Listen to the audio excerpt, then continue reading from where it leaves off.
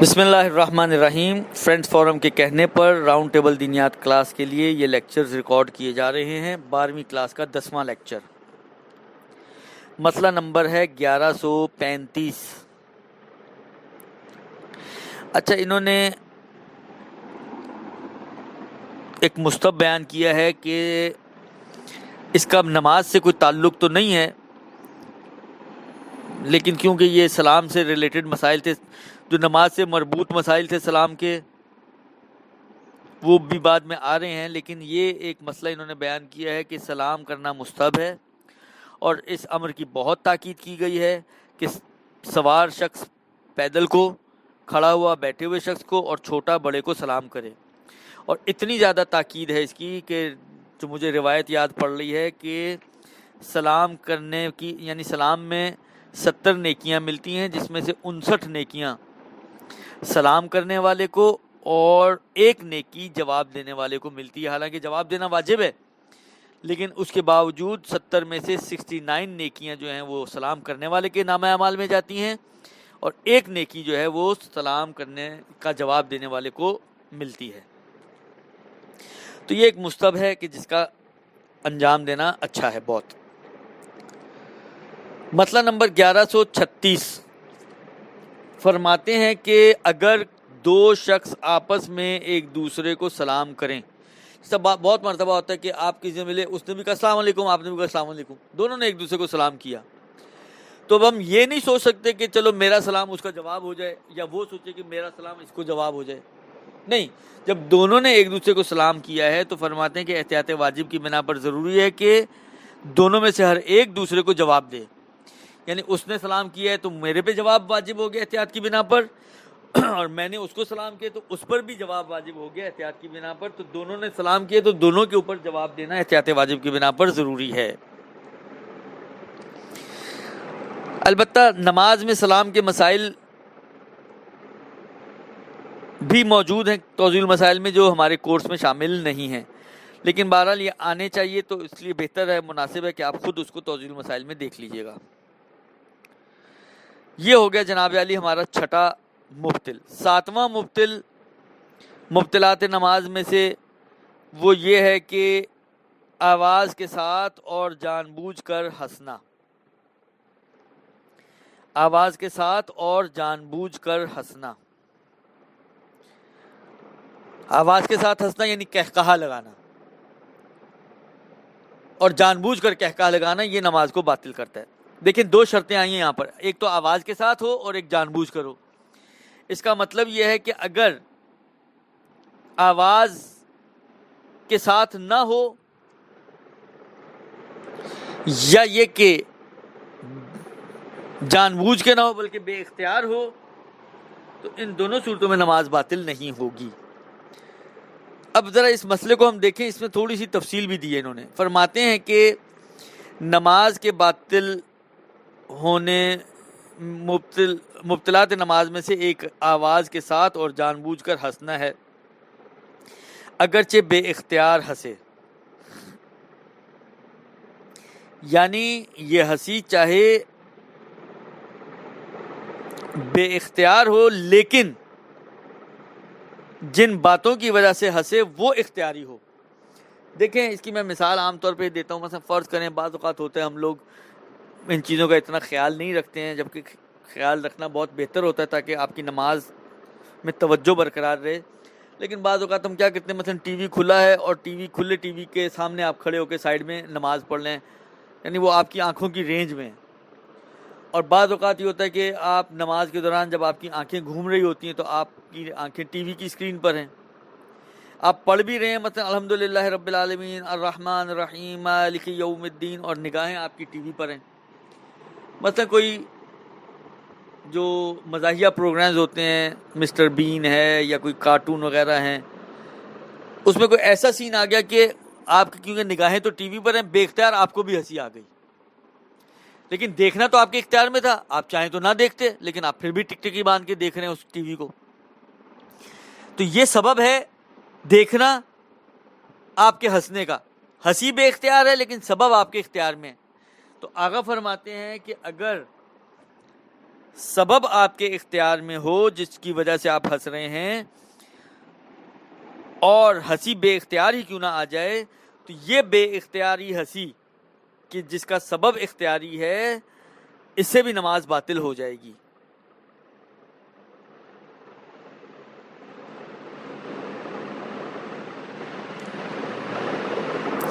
پھر فرماتے ہیں کہ بلکہ احتیاط واجب کی بنا پر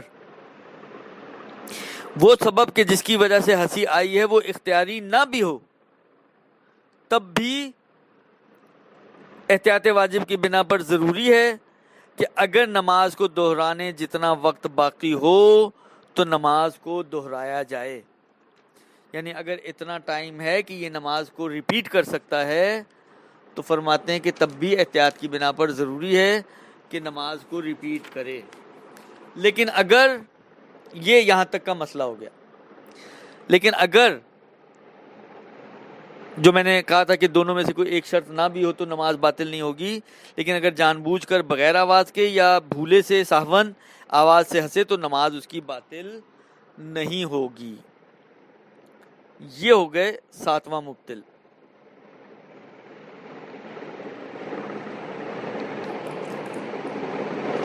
مبطلات نماز میں سے 8واں مبطل یہ ہے کہ احتیاط واجب کی بنا پر انسان دنیاوی کام کے لیے جان بوجھ کر آواز سے یا بغیر آواز کے سے، اچھا ہنسنے میں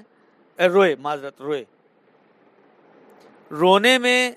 آواز کی شرط نہیں ہے، چاہے آواز سے روئے چاہے بغیر، ہنسنے میں آواز کی شرط تھی لیکن رونے میں آواز کی شرط نہیں ہے۔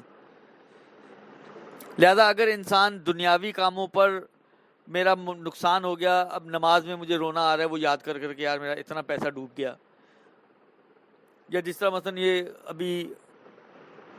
کورٹ کے حکم پر جو ہے بعض لوگوں کے گھر توڑے گئے، کوئی نماز کے دوران اس کو یاد ہے یار میں نے کتنی محنت سے بنایا تھا، میرا گھر توڑ دیا انہوں نے۔ تو یہ دنیاوی امور پر اگر کوئی شخص روتا ہے نماز میں، چاہے آواز کے ساتھ روئے چاہے بغیر آواز کے روئے، تو احتیاط کی بنا پر اس کی نماز باطل ہے۔ لیکن اگر یہ رونا، اس کا یہ جو آنسو نکل رہے ہیں یہ خوف خدا میں ہوں یا جنت کے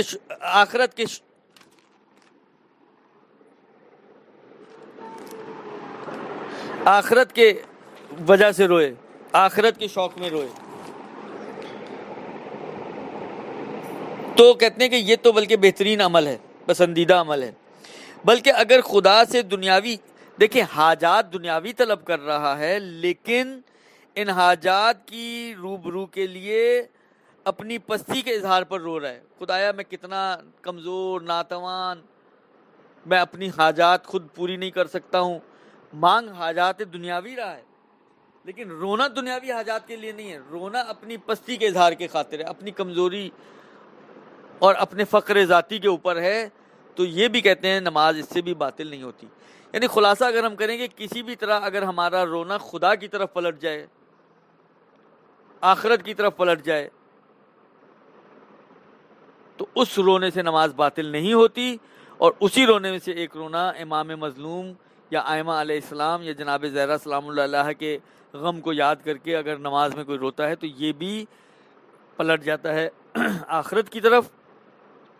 خدا کی طرف، اس لیے اس سے بھی انسان کی نماز باطل نہیں ہوگی۔ مبطلات نماز میں سے 9واں مبطل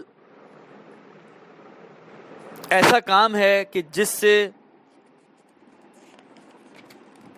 نماز کی شکل باقی نہ رہے، یعنی کوئی بھی ایسا کام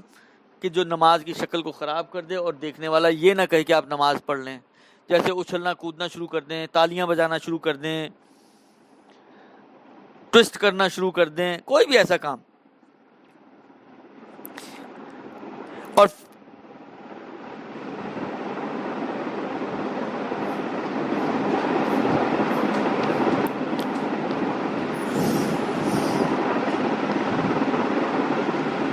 فرق نہیں پڑتا یہ جان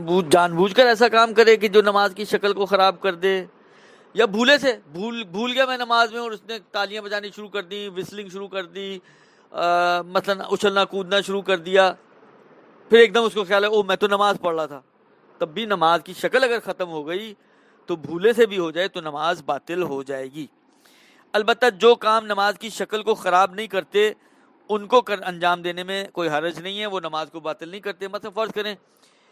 کوئی اشارہ کر رہے ہیں آپ، مثلا آپ اپنی لائبریری میں نماز پڑھ رہے ہیں، کوئی کتاب ڈھونڈ رہے، آپ نے اشارہ کیا وہ اس شیلف میں ہے، آپ 2 سجدے پڑھ کے اٹھا کے نماز پڑھ لیں، کوئی سجدے کا ڈھونڈ رہا تھا، آپ نے اس کو اشارہ کیا 1 سجدہ میرا اٹھا لو، تو کوئی چھوٹے موٹے اشارے یا اپنی انگلی کے پٹاخے بجائے، تو ان سے نماز باطل نہیں ہوتی، جو نماز کی شکل کو خراب نہ کریں۔ مبطلات نماز میں سے 10واں مبطل کھانا اور پینا ہے۔ البتہ فرماتے ہیں کہ اگر کوئی شخص نماز کے دوران اس طرح کھائے یا پیے کہ لوگ یہ نہ کہیں کہ نماز پڑھ رہا ہے، تو خواہ اس کا یہ فعل عمدن ہو یا بھول چوک کی وجہ سے نماز باطل ہو جاتی ہے۔ یعنی کھانا اور پینا اس صورت میں نماز کو باطل کرتا ہے کہ جب یہ نہ کہلائے کہ آپ نماز پڑھ رہے ہیں، یعنی وہی نماز کی شکل کو خراب کر رہا ہے، یعنی گویا یہ بھی پچھلے ہی پوائنٹ کا ایک مصداق ہے، لیکن شاید روایتوں میں الگ سے آیا ہوگا اس لیے انہوں نے بھی الگ سے بیان کر دیا،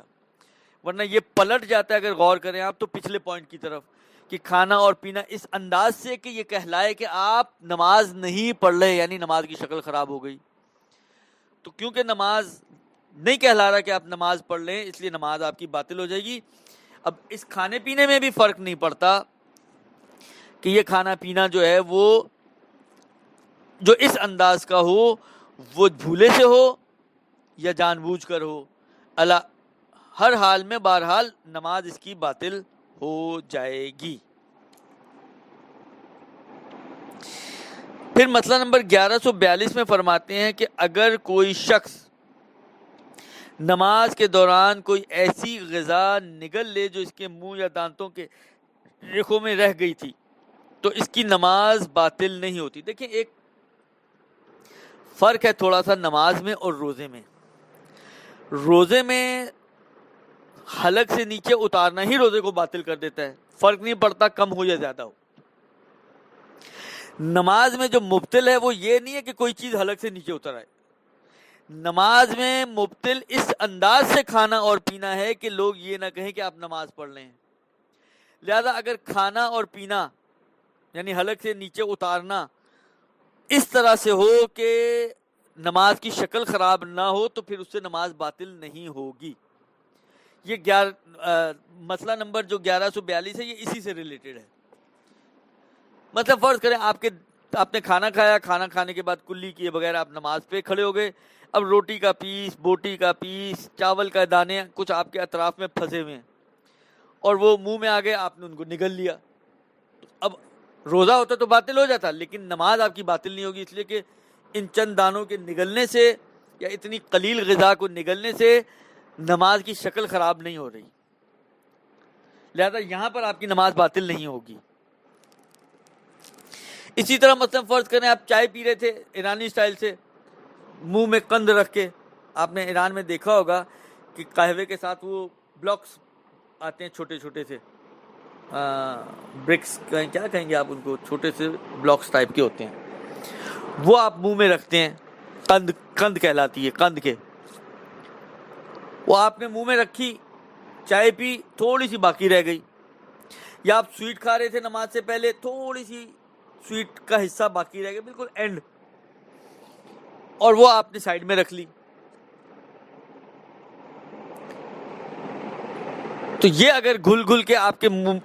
حلق سے نیچے اتر رہی ہو تو اس کے بھی پیٹ میں جانے سے آپ کی نماز باطل نہیں ہوگی، اس لیے کہ یہ بھی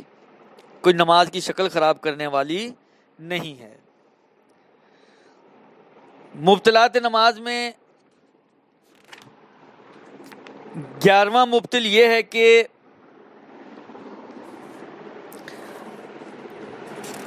یہ شکیات نماز کے اندر بھی گزر چکا ہے۔ مبطلات نماز میں 11واں مبطل یہ ہے کہ 2 رکعتی نماز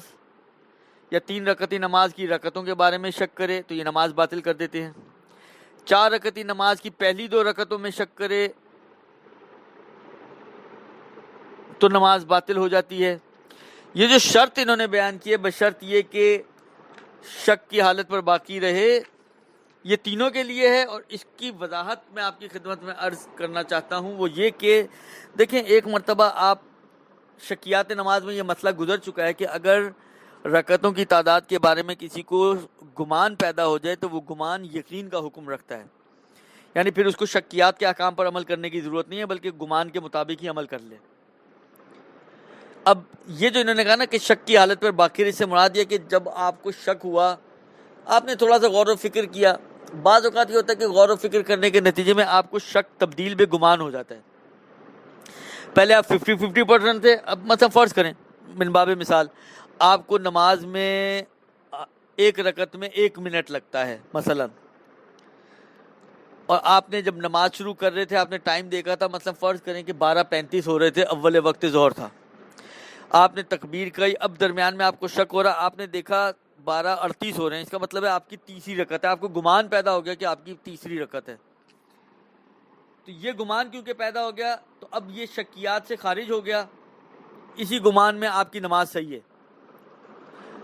لیکن اگر آپ شک کی حالت پر باقی رہے، یعنی گمان سوچنے کے باوجود آپ کا شک ہی رہے، تو ان تینوں صورتوں میں 2 رکعتی نماز کے شک میں، 3 رکعتی نماز کے شک میں، 4 رکعتی نماز کی پہلی 2 رکعتوں کے بارے میں شک میں، آپ کی نماز باطل ہو جائے گی